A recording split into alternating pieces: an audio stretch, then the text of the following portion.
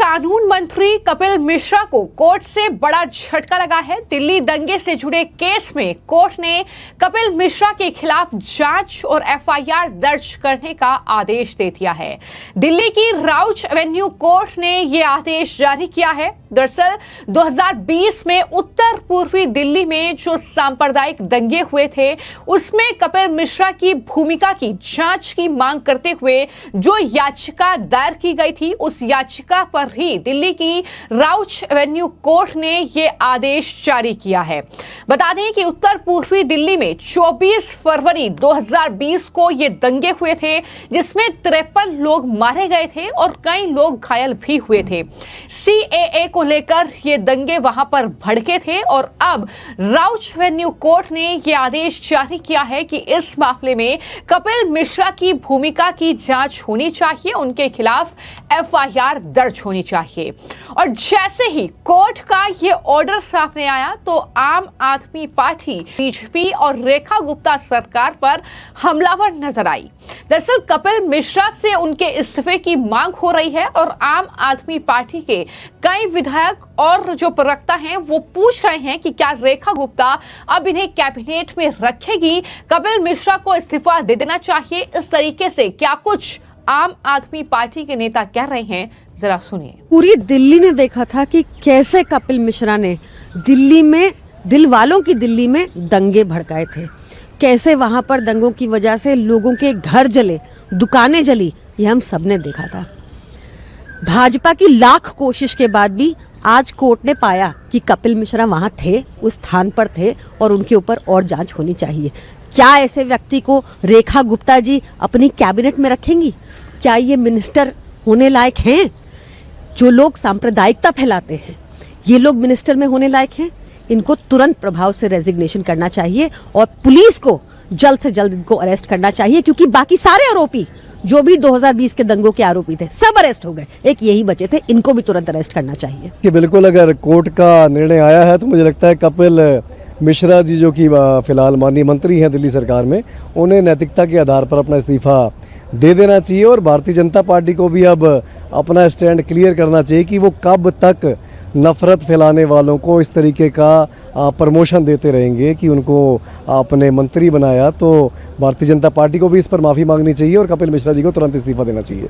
तो एक तरफ आम आदमी पार्टी को बीजेपी पर हमला बोलने का मौका मिल गया, लेकिन कोर्ट के इस फैसले ने कई सवाल खड़े कर दिए हैं। सवाल ये उठने लगे हैं कि सोनिया गांधी ने भी तो खुलेआम सीएए के मुद्दे पर लोगों को गुमराह किया था, तो फिर सोनिया गांधी के खिलाफ एफआईआर दर्ज क्यों नहीं हो रही है?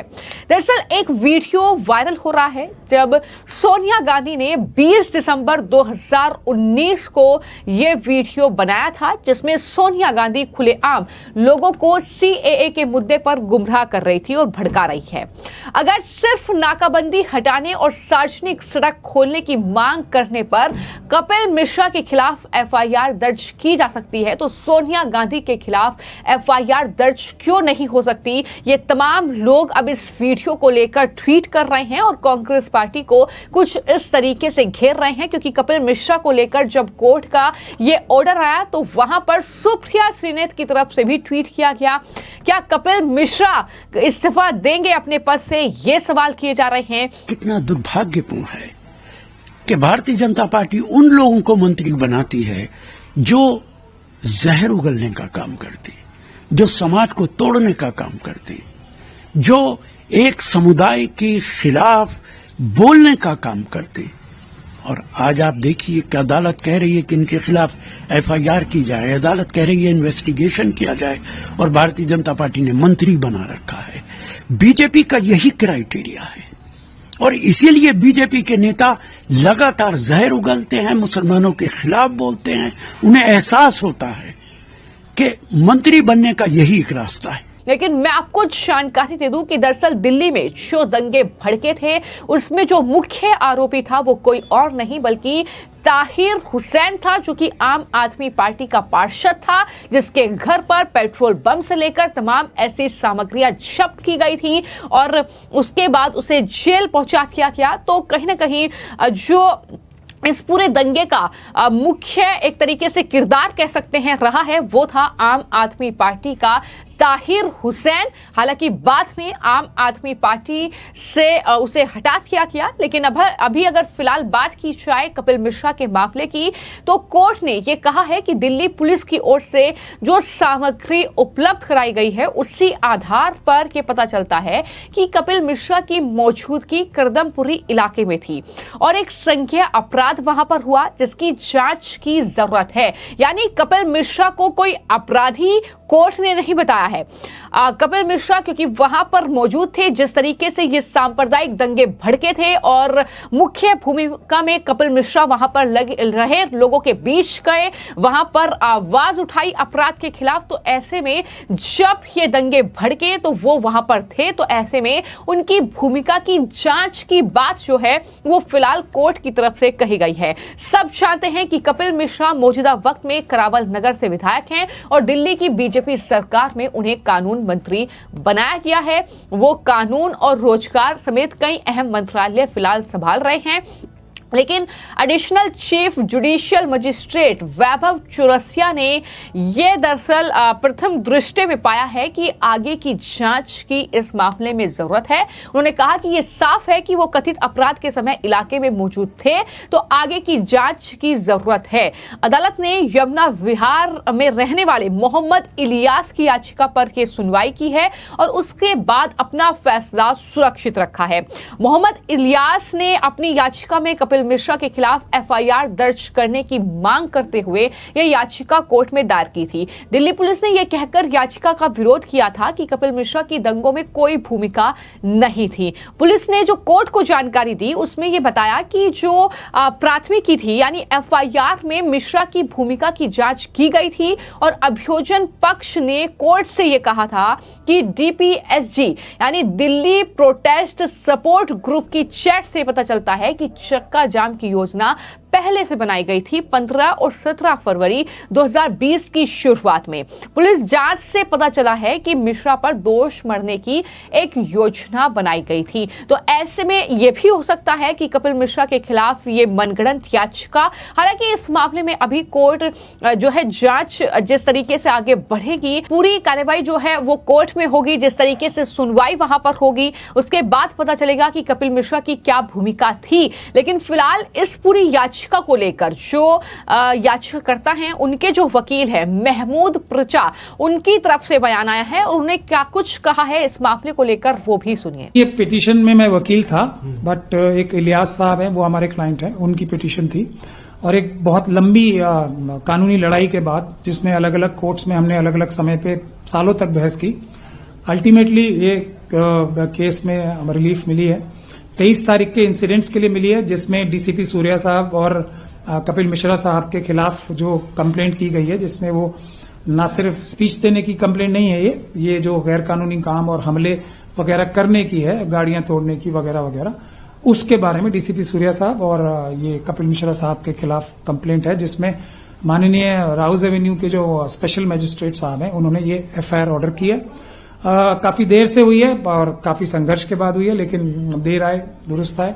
लेकिन कपिल मिश्रा साहब अभी दिल्ली के लॉ मिनिस्टर हैं, तो हमारे क्लाइंट्स को और हमें भी अप्रीहेंशन है कि दिल्ली पुलिस और प्रोसिक्यूशन जो है वो इसको स्टे लेने की कोशिश करेगा और मोस्ट प्रोबेबली कल परसों तक स्टे हो ही जाएगा, ऐसा मुझे अंदेशा है। हालांकि हमारे हिसाब से ये स्टे जो है गलत होगा, क्योंकि ये कानून तो बिल्कुल साफ है एफआईआर कराने के बारे में, लेकिन जो भी वजह है, I don't want to go into that. कौन से ग्रुप ने अपनी पिटीशन पे रेज किए थे जिससे कोर्ट ने ये फैसला लिया जो आया है आज? देखिए, हमने तो ग्राउंड वो लिए जो कानून में न्याय सम्मत थे और बिल्कुल क्रिस्टल क्लियर थे, जिसकी वजह से एफआईआर होनी ही होनी चाहिए। लेकिन दिल्ली पुलिस ने, पब्लिक प्रोसिक्यूटर्स ने कपिल मिश्रा साहब को क्लीन चिट देने के लिए पूरी एड़ी चोटी का जोर लगाया।